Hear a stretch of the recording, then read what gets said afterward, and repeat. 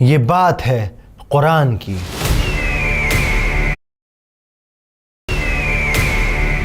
یہ بات ہے قرآن کی. یہ بات ہے اس انسان کی جس نے رسول توڑ کر رکھ دیا. اب کوئی نہیں اس کا نام لینے والا. یہ بات ہے ابو لہب کی سورہ کوثر کی. اِنَّا أَعْطَيْنَاكَ الْكَوْثَرَ. اکثر ہم لوگ اپنی نمازوں میں سورہ کوثر کو ریسائٹ کرتے ہیں،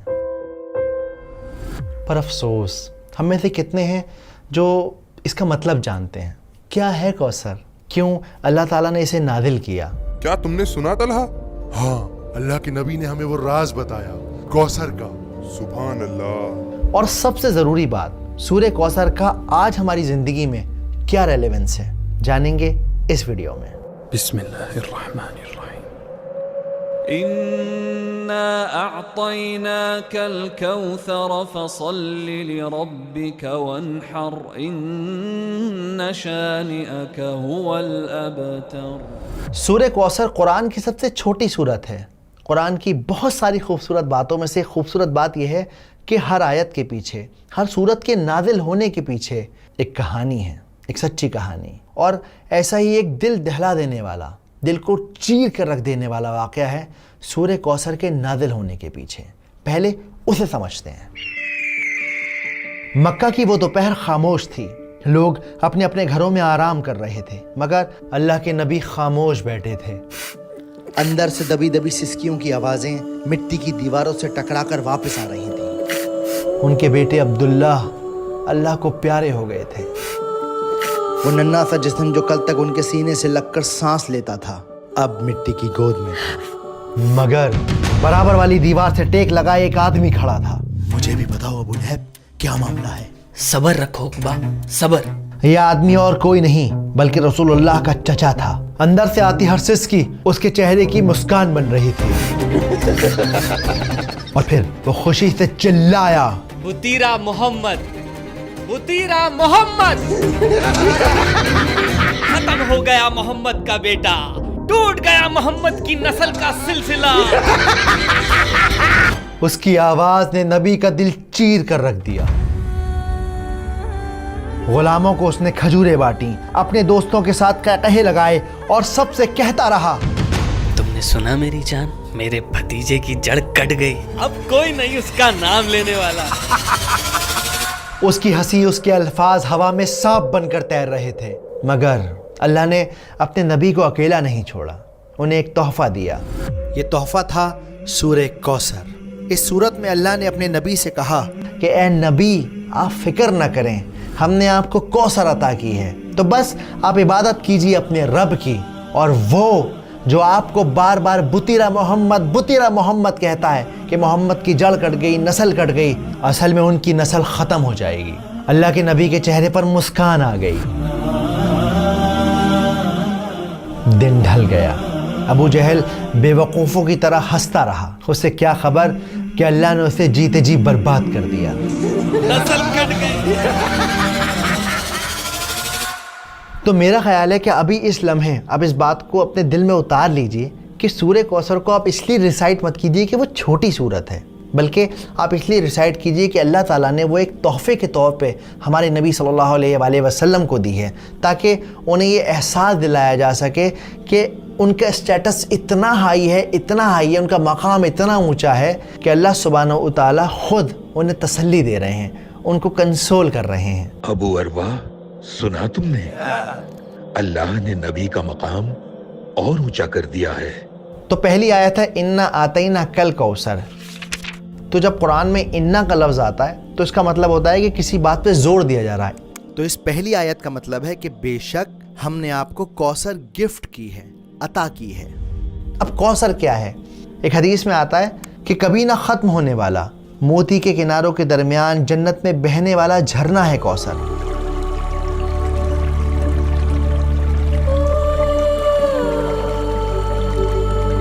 جس کا پانی برف سے ٹھنڈا ہے، جس کا پانی شہد سے میٹھا ہے اور جس کا پانی دودھ سے زیادہ سفید ہے، وہ ہے کوثر. اب یہاں پر آتینا کا جو لفظ ہے اس کا مطلب ہوتا ہے तोहफ़ा देना, गिफ्ट देना। अगर आप आज के मॉडर्न दौर में साइकोलॉजिकली देखें तो दुनिया में इंसान किसी भी इंसान को 7 वजहों से गिफ्ट देता है। सिर्फ 7 रीज़न है जिसकी वजह से हम एक दूसरे को तोहफे देते हैं। जैसे किसी से काम निकलवाना हो, किसी की शादी हो, कोई फेस्टिवल हो, या फिर किसी के साथ ताल्लुकात मेंटेन करने हो, या किसी ने कोई अच्छा काम किया हो तो शाबाशी देने के लिए आप तोहफ़ा देते हैं। लेकिन अल्लाह सुब्हानहू व तआला यहाँ पर आप सल्लल्लाहु अलैहि वसल्लम को जो तोहफ़ा दे रहे हैं वो तोहफ़ा इस वजह से दे रहे हैं कि वो उन्हें इम्पोर्टेंस फ़ील कराना चाहते हैं कि सारी कायनात में आप बहुत ज़्यादा इम्पॉर्टेंट हैं, इतने इम्पॉर्टेंट हैं कि अल्लाह रब्बुल इज़्ज़ा आपको खुद कंसोल कर रहे हैं, आपका मकाम ऊंचा कर रहे हैं। कौसर जन्नत का झरना तो है, इसके अलावा और क्या तोहफे दिए हैं अल्लाह ने। अल्लाह सुब्हानहू व तआला ने हमारे नबी को कुरान दिया है जो हमेशा रहने वाला है और आज भी हमारे साथ और हमेशा रहेगा।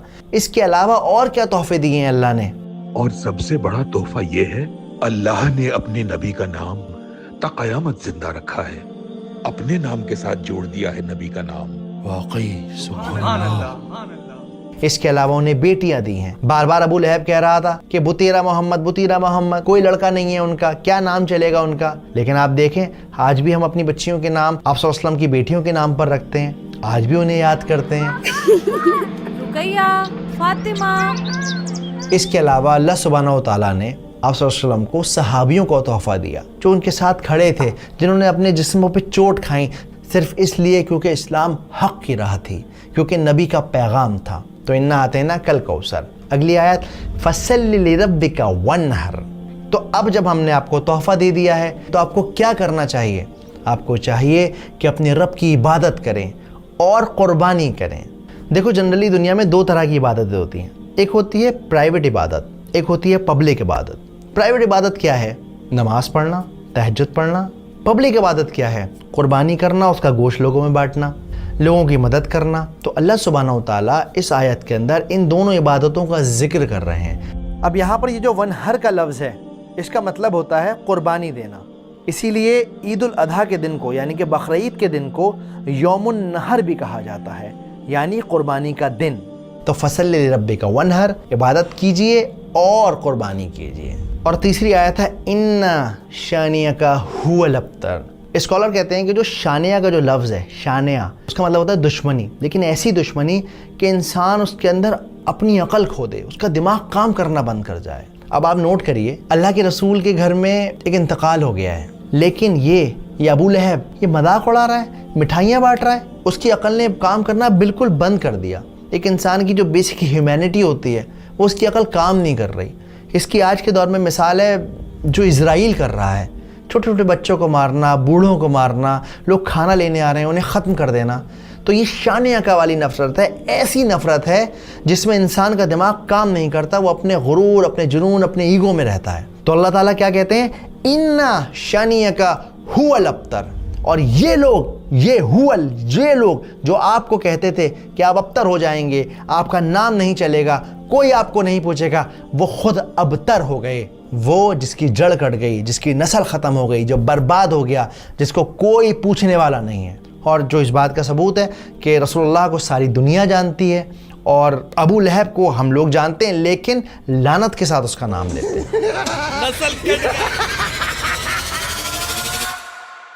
लेकिन आज इस सूरत का हमारी ज़िंदगी में क्या रेलेवेंस है? कैसे हम इस सूरत को अपनी ज़िंदगी में उतार सकते हैं? देखिए, आज भी अक्सर ऐसा होता है कि हम परेशान होते हैं ना, तो लोग ताना मारते हैं, 4 लोगों में बैठकर मजाक बनाते हैं। इवन जब घर में बेटियां पैदा होती हैं ना, तो अपना माथा पीट लेते हैं। इंसान इस तरह की हरकतें करता है ना, तो एक्चुअली वो अबू लहब की राह पे चल पड़ता है। अबू लहब क्या कहता था? मोहम्मद का कोई बेटा नहीं, खत्म हो जाएगा उसका नाम इसके बाद। उसकी सोच ये थी कि इंसान की जो नस्ल है वो सिर्फ और सिर्फ लड़के से चलती है। हमारे माशरे में आज कितने ऐसे लोग हैं जो इस तरह की बातें सोचते हैं, बेटियों को बोझ समझते हैं, लड़कों से अपने ख़ानदान और नस्ल को चलाने की कोशिश करते हैं। उन्हें लगता है मेरा ख़ानदान तो जब ही चलेगा जब मेरे घर में लड़का पैदा हो जाएगा, चाहे उस ख़ानदान को मोहल्ले के बाहर कोई जानता ना हो, शहर के बाहर किसी को पता भी ना हो उस ख़ानदान के बारे में, लेकिन चाहिए साहब लड़का ही लड़का। तो इसलिए इस तरह की सोच से बचें, कुरान को मतलब के साथ समझें, और जब कोई परेशान हो तो उसे तसल्ली दें, उसे कंफर्ट करें। اکثر ہم لوگ نا کسی کو کمفرٹ کرنا بہت زیادہ اوور کر دیتے ہیں، اور جب وہ بندہ چپ نہیں ہوتا، سمجھتا نہیں ہے ہماری بات، ہم جھنجلا جاتے ہیں، اس سے ناراض ہو جاتے ہیں. پر ایکچولی ایسا نہیں کرنا ہے. آپ کو بس اسے یقین دلانا ہے میں ہوں تمہارے ساتھ. جیسے اللہ سبحانہ و تعالیٰ نے صرف اور صرف 3 آیتوں میں اپنے نبی کو تسلی دی دی. اب آپ کے اور میرے لیے کوثر کیا ہے؟ آپ کے اور میرے لیے کوثر ہے ہماری صحت، ہماری اولاد، ہمارا گھر، فری وقت، ہر وہ چیز جو آپ کو ملی ہوئی ہے وہ ایکچولی کوثر ہے. ورنہ ذرا باہر نکل کے دیکھیے، لوگوں کی صبح اسپتالوں کی لائن میں ہو رہی ہے، لوگوں کی شامیں قبرستان میں فاتحہ پڑھتے ہوئے گزر رہی ہیں. تو اگر آپ کی زندگی میں کوئی چھوٹی موٹی پریشانی ہے، اداس نہ ہوں، اپنی نعمتوں کو کاؤنٹ کریں، دیکھیں کہ آپ کو اللہ نے کیا کیا دیا ہے، اور اس طرح سے سورہ کوثر کو اپنے اندر اتاریں. اگلی بار جب آپ نماز پڑھیں سورہ کوثر کو ریسائٹ کریں تو یاد رکھیں کہ یہ بہت ہی امپورٹنٹ سورت ہے. امید کرتا ہوں بات سمجھ آئی ہوگی، ویڈیو پسند آئی ہوگی. نیچے ایک لنک ہے، اس کے اندر اس پوری ویڈیو کے